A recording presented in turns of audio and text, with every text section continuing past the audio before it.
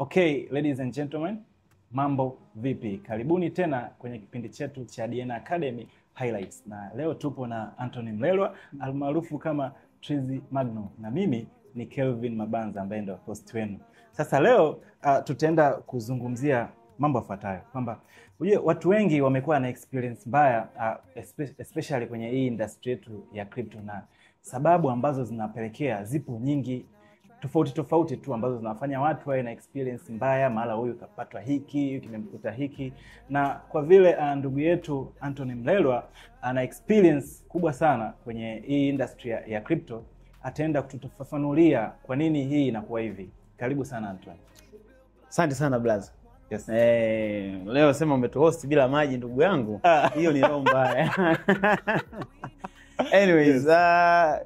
Hii session nadhani itawasaidia watu wengi sana. Exactly. Last time tulifanya AMA ambayo nadhani imekuwa na engagement nzuri. Leo to share experience actually kama ambavyo umesema kabisa. Kwa nini watu wengi wanakuwa na experience mbaya? Yes. Kuna vitu vingi sana na nilikuwa najaribu kuvilist down hapa. Ndio. Tutajaribu kuvichambua kwa ufupi ili kuweza kuwasaidia watu. Najua sababu zipo milioni ngapi? There are not millions actually, lakini ziko kadhaa ambazo yes, maelezo yake yanamaliza paragraph na paragraph, lakini tukizisummarize tunaweza tukapata chache ambazo zinaweza kuwasaidia watu kwamba hii kweli hata mimi niliingia mkenge kwa sababu ya hii. Yes, karibu. Kitu cha kwanza actually ambacho kinapelekea watu wanapigwa sana kwenye biashara za mitandao tunasemaga ni worship teknolojia. Technology worship. Unajua teknolojia wanavyoichukulia wanachukulia kama ni kitu fulani miraculous, yani kumbe teknolojia kazi yake ni enhance performance. Ndio. Sasa enhance performance haubadilishi logic ambayo inafanya performance itokee. Ndio. Kwa mfano, tumeshaona watu wengi sana wakitumia terminology za teknolojia. Mtu anakuambia arbitrage AI bot, quantum computing bot. Ndio. Sijui yani kwamba kuna terminologies zinatumika ambazo mtu anakuambia decentralized autonomous trading bot. Yani kwamba anatamka terminologies ambazo unakuta kwa namna moja au nyingine, kwanza kabisa mtu anayesikiliza unakuta haelewi chochote za terminologies zinazotumika. Lakini kwa sababu mimi najua zile terminologies, naamua kuzitengenezea maneno ya mnyumbuko. Nasema unajua quantum computers zina speed sana, yani zinaweza zikanalyze double data and all that. Yani kuifanya hivi, yani kuonyesha hiyo professional plan. Yes. Kwa hiyo mtu anakuwa anaona sasa kwa sababu ukiangalia hata myths ambazo zipo mtaani, mtu anakuambia ogopa Mungu na teknolojia. Kwa mtu anahisi labda teknolojia ni mambo fulani, yani bwana ni mambo yasiyoelezeka kwa lugha ya kawaida. Yani ni ulimwengu wa kiroho sasa. Kumbe sometimes zile terminologies zinapokuwa zinatajwa hazimaanishi chochote. Au pengine nilivyotamka lile complicated stuff terminology ile haileti maana kwenye execution ya lile wazo la kibiashara ilikaleta faida. Ndio. Lakini kwa sababu mimi nakuwa naogopa kuuliza, na hata nikiulizwa nikipewa maana naweza nisielewe kwa sababu hata terminology yenyewe sielewi, sina basic understanding. Kwa hiyo ile worship ya teknolojia inawafanya watu wa conclude kwamba kama ni mambo ya teknolojia inawezekana itakuwa ni kweli. Ndio maana ukiangalia watu wengi sana wameibiwa courtesy of the name quantum AI, arbitrage bot. Sijui yani wanakuwa na develop ka imani fulani hapa inaweza ikawa ni kweli. Yani kwamba kutokana na kwamba kuna terminology ya mzungu, vocabulary.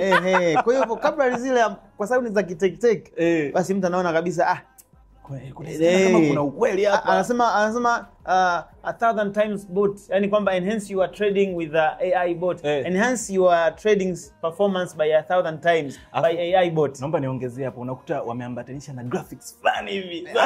Hiyo ilikuwa ni point ya pili.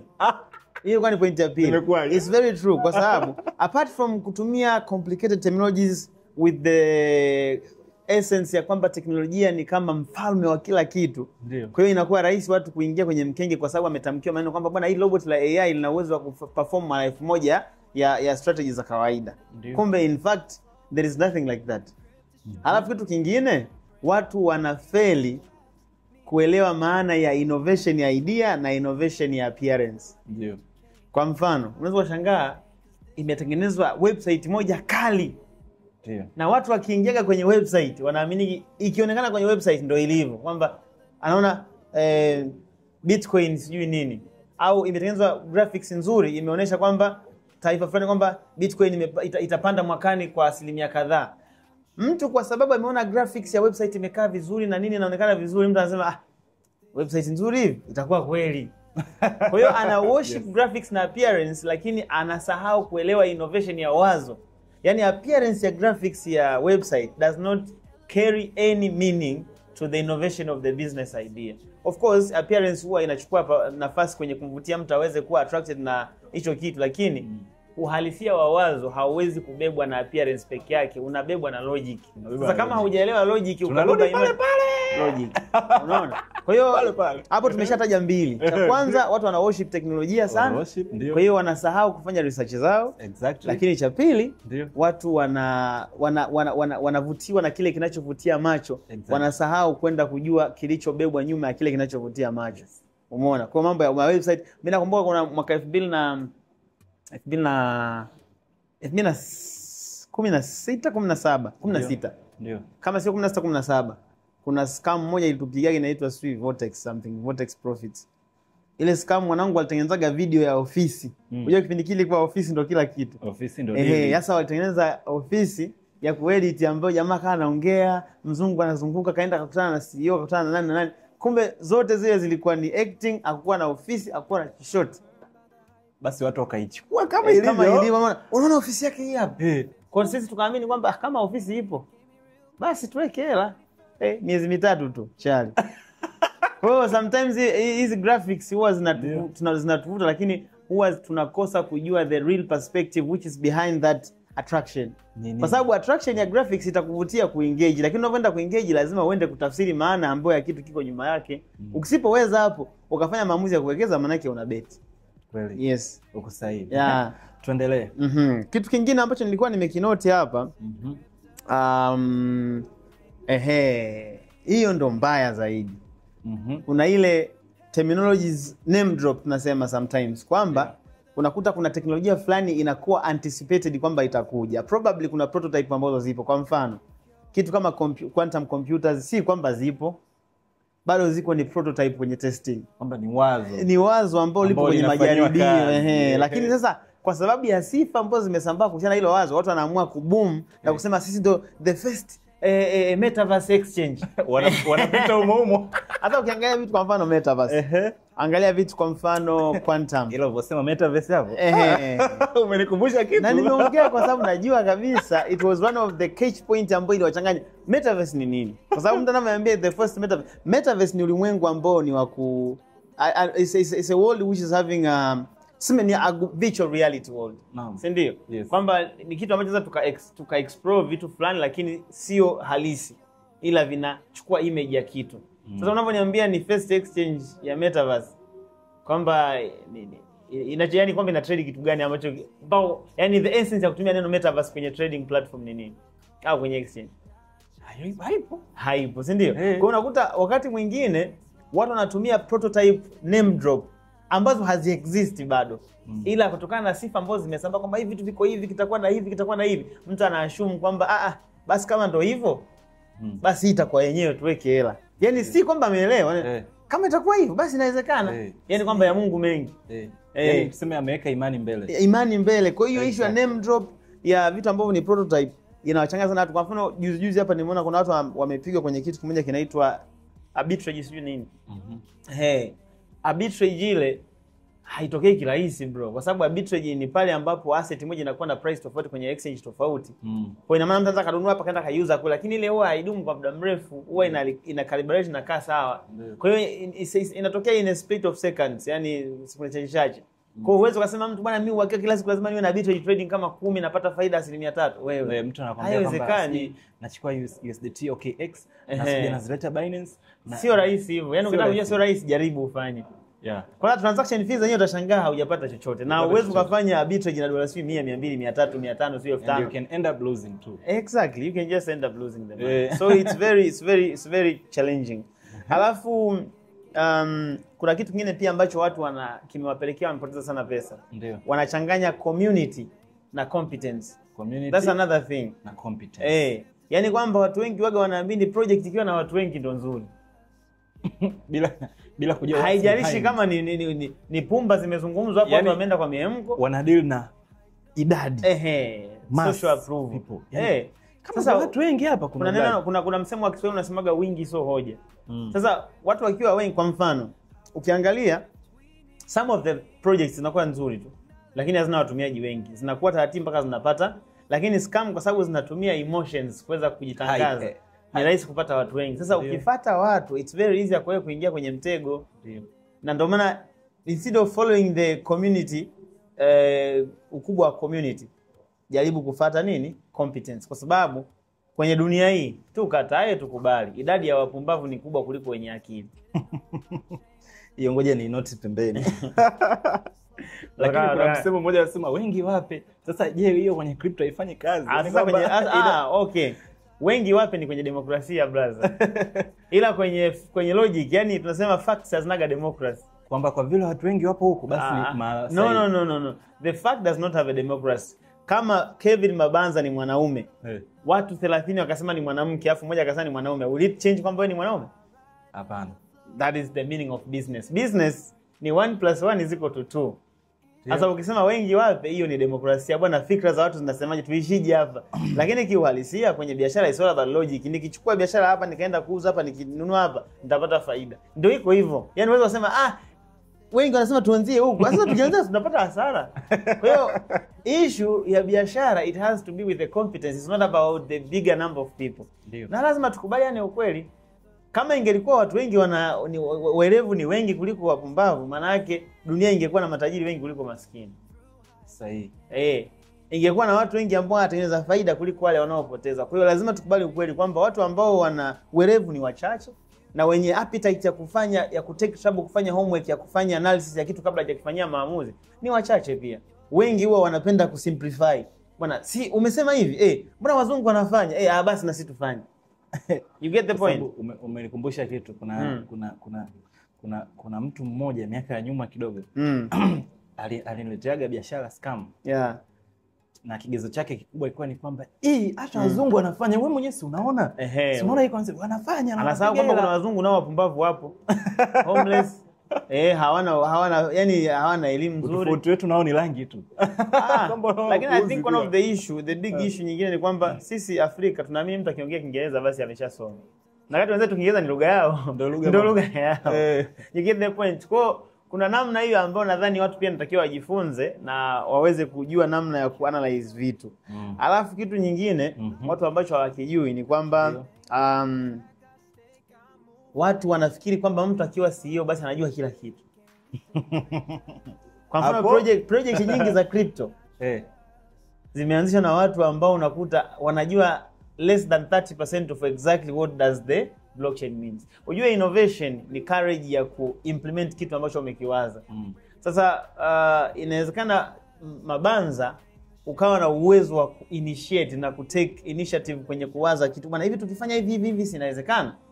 Lakini ukawa hauna uwezo wa exactly wa kuchakata kitu kifanyike vipi. Na ndio maana unakuta kuna CEO, kuna huyu, yani kwamba unakuwa na team ambayo ndio ina bring about the result kwenye ecosystem ya biashara. Ndio. CEO ni mtu ambaye anakuwa na courage ya kutake visions. Yani kwamba anaweza kashare vision, alafu wewe hii tukitaka tufike tunabidi tufanye hivi na hivi na hivi na hivi kwa sababu ya hivi na hivi na hivi na hivi. You get the point? Kwa ina maana CEO anaweza kaa na vision lakini asiwe na full power ya kuexecute vitu in terms of competence. Kwa sababu anahitaji timu iweze kufanya hicho kitu. Ila CEO anakuwa ni mzuri kwenye kuona kwamba where do we supposed to get. Exactly. Unaona? Yani kwamba ana take risk ya kuweza kuinitiate mawazo mapya ili kampuni izidi kuwa, yani kwamba mwenye maono. Yes, exactly. Lakini how does maono yanaenda kufanikiwa? Anahitaji team. Kwa hiyo unakuta ya kuimplement. Unaona wakati mwingine mtu anasahau kwamba mimi naweza nikaa na uelewa mzuri lakini sina uwezo wa kuinitiate mpaka kiongozi apatikane ndio tuweze kufanya kazi. It happens, kuna watu ambao wanaweza kuexecute wanapokuwa wanaongozwa. Na mmoja wapo ni watu kama ma-IT. Ma-IT wenye uwezo wa kuongoza kampuni ni wachache sana. Wengi wanapenda kufanya tu kazi hivi. Umwambie sio manage hapa, manage huko, manage kule, sio afanya hivi. Hawezi. Yeye anataka kae na kodi zake tu afanye. Bwana tufanye hiki na hiki na hiki, ana kama yona hii imefanikiwa. Ndio hicho anachokipenda. Kwa hiyo ile mentality ya kwamba bwana CEO tumeshamuona, basi kama CEO ni basi tayari. Sio kwamba ni anajua kila kitu. Ni mtu mwenye visions ambao amekuwa na courage ya kuimplement. You get the point. Kwa hiyo ni moja kati ya kitu ambacho kimefanya watu wengi wakawa na poor belief na blind faith kwa kuangalia, kwa sababu ni CEO kasema basi tunaenda, hataki hata kufanya research. That's another biggest challenge ambayo imefanya watu wakapoteza sana hela. Trend nyingine, the other thing ni kwamba kuanzisha kitu ni moja, ila ku-maintain ni kitu kingine. Watu wengi sana hata masio kutokana na lack of hapo kuanzisha kitu ni moja. Jamani, mnasikia? Kuanzisha kitu ni namba moja, lakini ku-maintain namba mbili. That's another thing. Kwa maana wakati mwingine unashangaa mtu amenunua gari sawa, ndio kuitunza unaweza hapo sasa hiyo nalo neno. Umeona? Kwa hiyo hicho ni kitu ambacho watu wengi hawajui. Kwa mfano, hicho ndo kimefanya watu wengi pia washindwe kuelewa project nzuri ya kuwekeza. Kwa nini si watu tuna recommend watu wanunue project, coin ambayo ina project nyuma yake? Ujue iko hivi. Mimi naweza nikaa nanunua coin.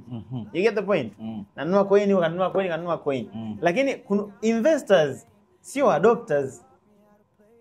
Tunapokuwa tunasema hii project, hii coin na project nyuma yake, maana yake ina watumiaji wa project haswa wanao adopt matumizi ya ile project. Ikitokea kwa mfano leo hii kwa mfano in crypto singua tunanunua tu coin. Hakuna wallet, hakuna nini. Unategemea kitu kingekuwa stable? Hapana, yani tumenunua tu. Kila mtu anasema nimeinvest. Sasa una invest, profit generate kutoka kwenye kitu gani? Stability ya hiyo coin inatokana na nini? Hamna. Au useme kwamba leo hii kulikuwa na kampuni kama let's say Standard Chartered, alafu unaisa tu. Hakuna huduma, hakuna mikopo, hakuna saving account.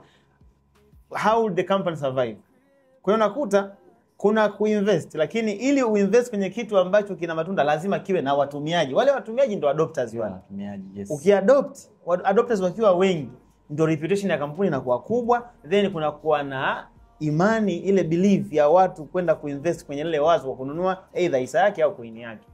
Kwa hiyo ina maana kampuni usipoiangalia vizuri, ndio maana tunasema wakati kampuni the security for the company to survive, lazima igenerate idea ambayo inafanya kampuni survive, yani iweze kujiendesha, maana yake kucover costs za operation.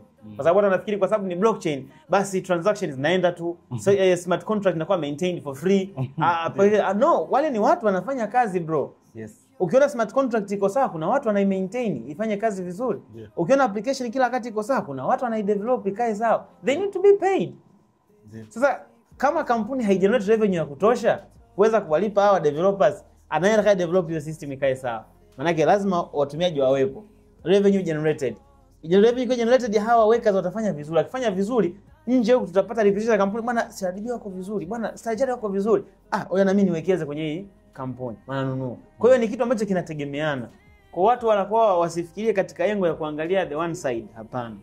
Ndio. Kwa hiyo something ambacho watu natakiwa wafunguke, waweze kuona kwamba okay, kumbe hii sio rahisi hivyo kama tunavyofikiria. Ndio, unaona. So that is another thing ya watu ambao wanatakiwa wajue kwamba investors peke yake hawawezi kufanya project sustain. Tunahitaji investors, tunahitaji adopters, wale ambao ni users. Ndio. Lakini at the same time wale users ndio watakaosaidia kupata revenue, ambayo ile revenue ndio inaweza ku-maintain costs za operation ya kampuni. Yeah. So hivyo vitu ni vitu ambavyo watu wengi wanavitake lightly, lakini they need to be into an account unapokuwa unaifanyia analysis kampuni unataka kuinvest wewe. Yeah. Jamani, hapo kuna point ya msingi ya kunote hapo. Yeah. Kwa hiyo ni kitu cha msingi. Alafu kitu kingine, watu wengi sana ndio waliingia kwenye kuinvest kwenye digital assets bila kupata digital entrepreneurship fundamentals. How? Kwa maana ipi? Leo hii mimi nakwambia bwana crypto mwanangu zinalipa kinoma. Lakini nataja tu token za crypto. Lakini sijui kwamba token ni NFT, ni utility token, ni meme. It's a security. Kwa sababu crypto, nikisema tu crypto, it does not carry anything. Ile inakuwa ni unit, programmable unit. Inawakilisha nini? Kwa sababu naweza nikasema kwamba okay, mwanangu natafuta crypto ya kuinvest. Maana lazima nitafute crypto ambayo ina sifa ya asset. Na tunajua kuna aina nyingi za crypto. Sasa how would I buy? Unaweza kununua, mnakwambia nataka ni invest kwenye crypto, na nanunua NFT. NFT inaweza kuwa collectible. NFT inaweza kutoa access, haitoi value. Na je, mtu ambaye ananunua gaming token? Gaming token zinaweza kuwa ni asset kwa sababu tunajua sasa hizi industry ya gaming ina hela nyingi sana zimewekezwa kule.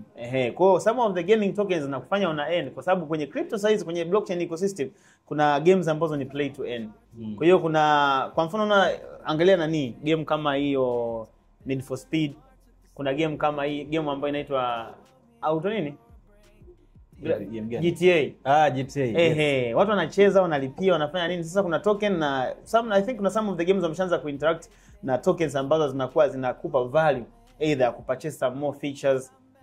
Una win, unafanya nini? Hizo it's okay, they can happen to be like an investment. Lakini sometimes kuna token ambazo zina represent game fulani, kwamba ukinunua ile token maana yake you are part of the gaming. Na watu wanapocheza game wanalipia.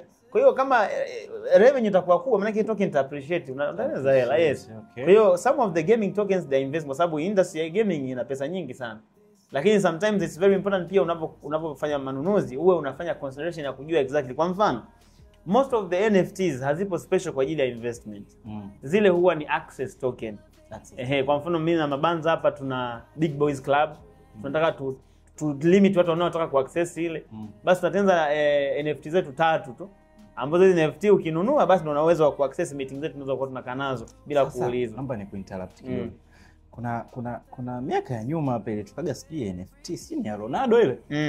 Bado zipo. Yes. Yeah. Ilitoka NFT ya Ronaldo. Waliingia partnership na Binance. Exactly. Ziko nyingi, ziko zile memory zake, magoli yake yote, kila goli la Ronaldo na NFT na story zake mbalimbali.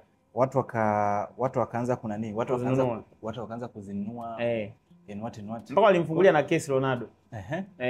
The issue ni kwamba zile NFT sio investment assets. Kitu kingine. Kwa faida ya wote. Uje wanatazama watu wengi watu tofauti. Kwanza ungesema NFT ni nini? NFT ni nani fanya? Tunajua watu wengine hawajui. Sawa. Yes. Tunapozungumzia NFT tunazungumzia non fungible tokens. Maana yake ni token ambazo haziwezi kuwa replaced. Kwa mfano, token ambayo ina represent insurance ya afya ya Mabanza. Ita represent insurance ya afya. Hauwezi kutumia insurance ya afya kwenda kutengenezea gari. Ndio tunaiza ni tunasema ni non fungible tokens. Labda pengine token hii inakupatia access ya kukutana na Dangote. Huwezi ukaenda kuifanyia tena kingine. Maana yake ile ni special kwa ajili ya kile kitu, ndio zinaitwa non fungible tokens. Kwa hiyo tokens hizo nyingi za NFT ziko kama either ni collectible kama zitakuwa zina deal na mambo ya graphics au zinakuwa ni access kama zina deal na mambo ya insurance au ticket. Si ndio? Kwa hiyo zile huwezi ukanunua ukiwa unaziassume kama ni investment. Na watu wengine wao wanachanganya kitu kingine, wanachanganya scarcity na value. Eti zikiwa chache maana yake zitapanda thamani haraka. No. Value inakuja kutokana na nini? Na equity na pesa, kutokana na kile kitu husika. NFT zinaweza zikawa mbili, lakini ile NFT isikupe thamani ya pesa, ikakupa thamani ya kijamii. Kwamba kwenye ile society una uwezo wa kufika tu kama unamiliki token hii hapa. Kwa hiyo watu inabidi wajue hapo. Kwa hiyo fundamentals za digital entrepreneurship ni vizuri watu wakajua wanapokuwa na deal na blockchain. Wajue blockchain ni infrastructure. Si ndio? Ni digital infrastructure. Sasa tukizungumzia cryptographic work, mtu anatengeneza tokens mbalimbali. Mtu anatengeneza token NFT, token meme, token sijui ni access. Sasa kujua kwamba hii token ni ya uwekezaji, hii sio ya uwekezaji, lazima uwe na foundation basics. Una ujuzi. Kwamba ili token iwe asset inabidi iwe na nini? Ili token iwe security inabidi iwe na nini? Token ikiwa NFT ni nzuri, ni investment asset au ni kitu kingine? Token ikiwa meme ni asset ya kuinvest au ni nini? Lazima mtu ajue. Hapa na gambo au nawekeza. Sasa kama hauna foundation au fundamentals za digital entrepreneurship, maana yake ni vigumu kujua, utakuwa na gambo, na watu wengi kiukweli mpaka sasa hivi hawajui hivyo. That's another challenge. Nini kifanyike? Bado tuna changamoto nyingine still, tutaenda huko kwenye nini kifanyike. Exactly. Like ndio tukasema tukajaribu ku slim down tusitaje zote, zake ziko nyingi, lakini one of the thing nadhani pia ni wrong statistical data. Unajua ukiangalia kwenye haya makampuni ambayo huwa yanakusanya data, unakuta anatengeneza data kwamba anatuma questionnaire, una invest kwenye crypto. Kumbuka yule mtu anayemuuliza ana invest kwenye crypto ni mtu ambaye anatumia crypto kuinvest kwenye scam, lakini yeye anaamini kwamba ana invest kwenye crypto. Yeye atasema yes. Hiyo ni changamoto nyingine pia. Na ndio maana ukiangalia statistics nyingi zinaonyesha kwamba kwa mfano Tanzania wanasema 3% they are into crypto. Lakini kiuhalisia Tanzania hatuna hiyo capacity ya kuwa na 3% ya investors kwenye crypto, kwa sababu watu wanafanya mascam kwa jina la crypto. Yes. Kwa hiyo unakuta ile 3% is not legitimately the real statistic. Alafu kitu kingine hicho kimewafanya baadhi ya kundi la watu wengi wanaamini kwamba crypto ni utapeli, kutokana na tu kwamba hizi biashara za kitapeli zinazotumia majina kwamba ni crypto. Na ndio maana Tanzania mimi na uhakika watu ambao wanafanya investment proper ya crypto sijui hata kama 100,000 wanafika. Sidhani. 100,000 hafiki. Sidhani. Wengi wanatumia kwanza lazima uangalie idadi kubwa ambao wana engage na crypto kwa muda mrefu ni wenye watu wenye kipato cha chini. Na watu wenye kipato cha chini they are too emotional kwenye decision more than logical. After sio tu watu wenye kipato cha chini, vijana. Kwa hiyo unakuta wanakuwa wanatafuta kitu ambacho kinawafariji mioyo yao kwamba we can be rich probably this day. Lakini kwa muda mfupi. Lakini kiuhalisia huo utajiri haupo, na ndio maana inakuwa ni rahisi kufollow kwenye scam kuliko kuishi kwenye uhalisia. Kwa hiyo at the end of the day unakuta sasa wao wanafanya investment kwa kuangalia kile wanachokiwaza wao, lakini sio kutokana na uhalisia uliopo. Statistics zinazidi kusema bwana watu Tanzania 2%, 3% they into crypto na invest kwenye crypto. Uhalisia ni kwamba asilimia zote more than 90% hawa invest kwenye crypto, ila wanatumia crypto kuinvest kwenye scam. Lakini kwenye questionnaire zile, kwa sababu hawaulizi kwamba ile questionnaire inauliza tu do you invest in crypto? Yes. How? Au huduma ipi unaitumia kwenye kuinvest kwenye crypto? Una stake, una buy na hold, unafanya nini? Na kwenye portfolio yako labda average gain yako kwa miaka 3 iliyopita ni nini? Umepata APY ya ngapi? Unakuta mtu hawezi kuelezea hivyo vitu kwa sababu the real scenario of investing in crypto na yeye anachokifikiria ni tofauti.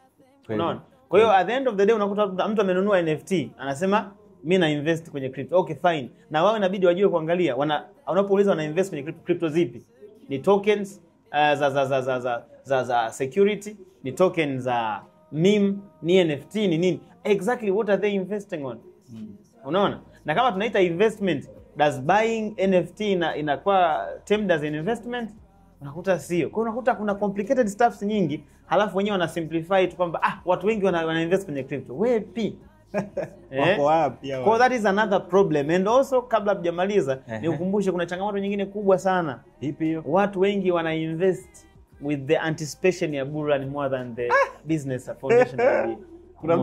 Kuna mtu alinitumia message. Akaniambia yani kaka, huu mwaka sijui na changamoto gani? Yaani burudani imekuwa ni ngumu. Burudani wewe ulikubaliana na nani? Yani that's the biggest challenge. Kwamba mtu anaongea as if burudani is a promised thing, kwamba it has to happen as a program button. Kwamba mwezi wa 3 ikishatokea baada ya muda huu lazima burudani itokee. Tumeshafanya video nyingi sana kama DNA Academy kuwashtua watu kwamba muda unavyozidi kwenda, adoption inavyozidi kuwa kubwa, tusitegemee kuona burudani zile za kipindi kile kwamba Bitcoin zimeenda mara 30 mara 40. Yani issue unajua ni vipi? Kwa mfano mentor wengi, unajua kuna walimu wengi sana huko mtaani, walimu wa crypto. Wamekuwa wanaambia watu, jamani, baada ya Bitcoin halving coin huwa zinapanda sana. Kwa hiyo katika kipindi hicho ndo tuna consider kama burudani. Kwa hiyo sasa kwa watu wengi wanaamini kwamba baada ya Bitcoin halving ni juu. Sasa lakini kinachopelekea coin kupanda sio Bitcoin halving, uhalisia. Lakini sasa wale mentor wanakuwa wameplant seeds kwamba halving shatokea. Yani mtu tunasubiri kidogo tu, tunasubiri kidogo tu, tunakiwasha. Lakini that's the biggest problem, kwa sababu halving yani sasa halving sana uboreshaji wa bidhaa yako in terms of upatikanaji and all that. Lakini kitakachofanya ile bidhaa uboreshaji wake uonekane una thamani ni lazima kuwe na demand. Narudi pale. Either supply imepungua, demand iko constant. Ndio. Au supply imepungua, demand imeongezeka. Supply imepungua, demand imepungua, hamna bei itakayopanda. Unaona? Kwa hiyo maana watu ile akili yao ya kufikiria kwamba burudani bwana, ile akili mimi nazidi kuasisitiza watu, hiyo kitu waachane nayo. Kwa hiyo saizi coin ambayo itaperform ni ile ambayo ina demand yenyewe kama yenyewe. Kwa hiyo sio soko zima. Kwa hiyo tutoe watu ujinga kwamba ili labda tuseme coin fulani ipande, nini kinahitajika? Ni vitu vingi. Alafu sasa kitu kingine kabla sijasema ukiachana project behind it nini kina drive yani coin tuseme okay imepanda coin, lazima kuwe na influx ya pesa. Kwa sababu tunakumbuka price ya coin ni sawasawa na idadi ya amount of equity iliyopo kwenye pool ganya kwa idadi ya coin ambazo zipo kwenye mzunguko. Kwa hiyo at the end of the day kama equity performance yake itazidi kuwa inakuwa, yani kwamba ukuaji wa equity ni mkubwa, alafu idadi ya coins zinakuwa zinaingia polepole kulinganisha with relative comparison to the equity. Obviously ukigawanya pale, kwa sababu namba ya equity itakuwa ni kubwa kuliko namba ya coin, bei lazima itaperform vizuri zaidi. Lazima. Unaona? Na ndio maana ukiangalia saa hizi kwa mfano Bitcoin ziko milioni 19 I think ambazo zimeshaingia.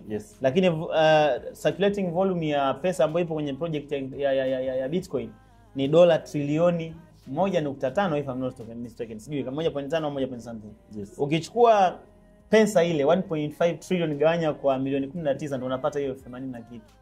Yaani ukichukua pesa yes, chukua idadi ya amount ya pesa iliyopo gawanya kwa idadi ya coin ambazo ziko kwenye mzunguko ndio unapata bei ya Bitcoin moja. Sasa at the end of the day watu hawajui hicho kitu, wanafikiri labda bei kupanda kuna button kuongeza pap mara 5 times. Exactly. Hata mimi kipindi kile mwaka 2022 nilikuwa nahisi kama kuna kamuujiza fulani kanatendeka ili coin ipande. Au mimi nilikuwa nahisi kwamba wa Marekani ndio wana control kitu, wakiamua tu Bitcoin inapanda. It's not working that way kabisa. Kweli, of course wanajua hivyo.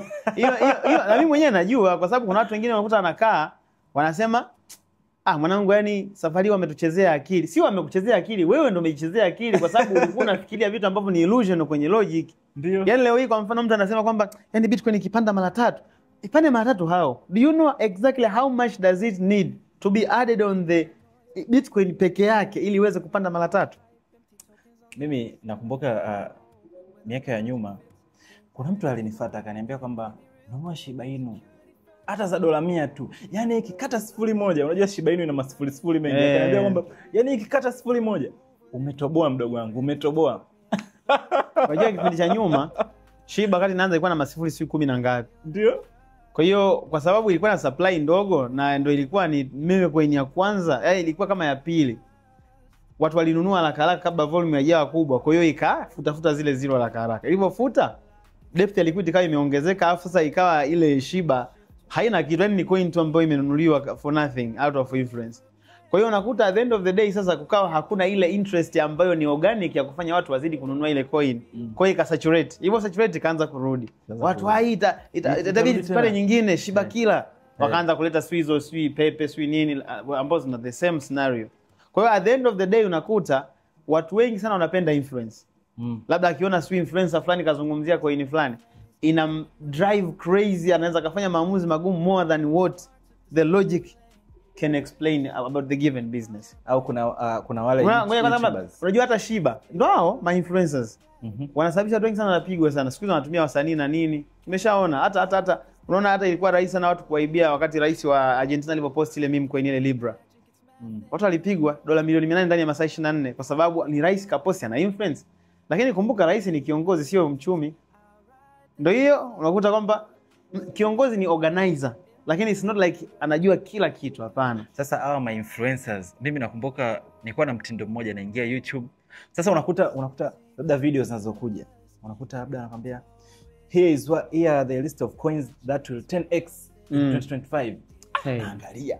Basi zile coin mimi ndo naenda kununua. Lazima uongee poa. Kwa sababu wale wanataka followers, wanataka engagement. Na wale unajua sometimes ukiangalia watu wengi sana wanakuwa na confidence lakini hawana knowledge. Kwa mfano mimi nilinunua coin mwaka juzi labda back in the days ikapanda mara 5. Nakuwa na assume tayari ishakuwa guru yani. Mimi mwaka jana nishapiga sana, mwaka huu pia mwezi ujao coin zitapanda sana. Ndio maana unakuta jamaa mmoja alitangaza ile clip pia tukawa tunacheka. Anasema watu wengi wanafikiri crypto ni numbers. Crypto ni spiritual thing. Is how you align yourself inside. Mwezi wa 9 itakuwa ni mwezi wa crypto kama ukijaline. Mwezi wa 9 upi? Labda kama mwakani. Hamna kichotokea. Na mimi nilijai kuambia watu crypto haiwezi kufanya kazi hivyo. It's a game of numbers. It's all about economics fused with technology. Lazima ujue logic ya uchumi imekaa wapi na imefuse vipi kwenye teknolojia ndio upate jibu kwamba hii ni project ya kuinvest au la. Ndio. Sasa kama ukitegemea zile hadithi za Alfu Lela Ulela sijui zile kwa sababu hata mtu kaongea sana, kaeka sukari nyingi, unaona kwamba au kweli tunaenda kuwa matajiri. Kwa mfano kipindi kile Pi. Jinsi watu ambao kuna watu wengine mpaka saizi wamekaa wanafikiri kwamba Pi itawapa utajiri. Walivyo watu wa ajabu. Walishadanganyana huko Pi moja ni dola 300 si milioni 800. Mambo ya Pi ni mazito sana. Pi kuna mtu mmoja akanambia bwana alinipigia juzi.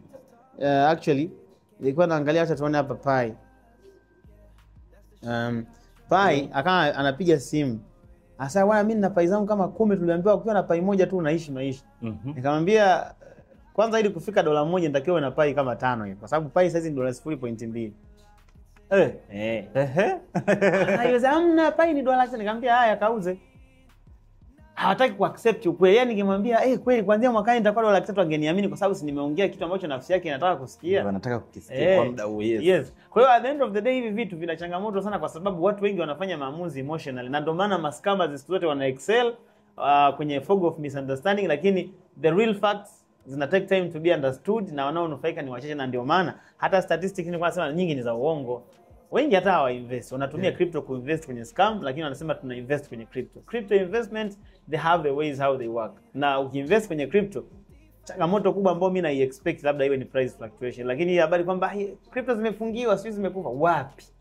How?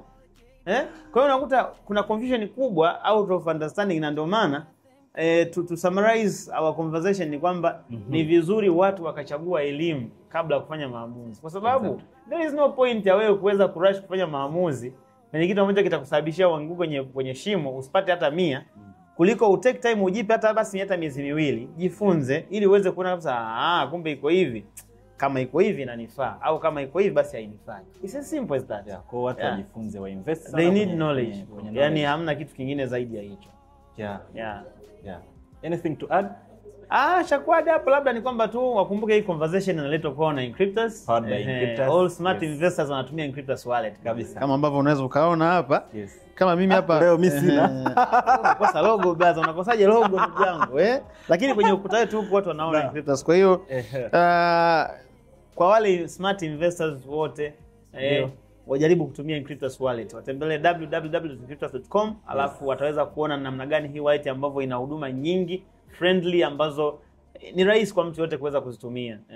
Lakini wajue kwamba sisi kama DNA Academy tuko hapa kushirikiana bega kwa bega na wajasiriamali wote wa kidigitali. Wanapokuwa wanahitaji kupata elimu, wanakuja Ubungo Plaza floor number 4, wanafika hapa wanapata elimu. They just get an education. Ukishapata elimu, ndio wewe ndio utajua ufanye nini. Uzuri ni kwamba ukija sisi kwetu hapa, hatukwambii bwana fanya hivi. Tunakufundisha. Ukishafundishwa naambia nenda katafakari. Ukiona inafaa karibu, ukiona haifai family unaenda na mambo mengine. Yani unapewa uhuru.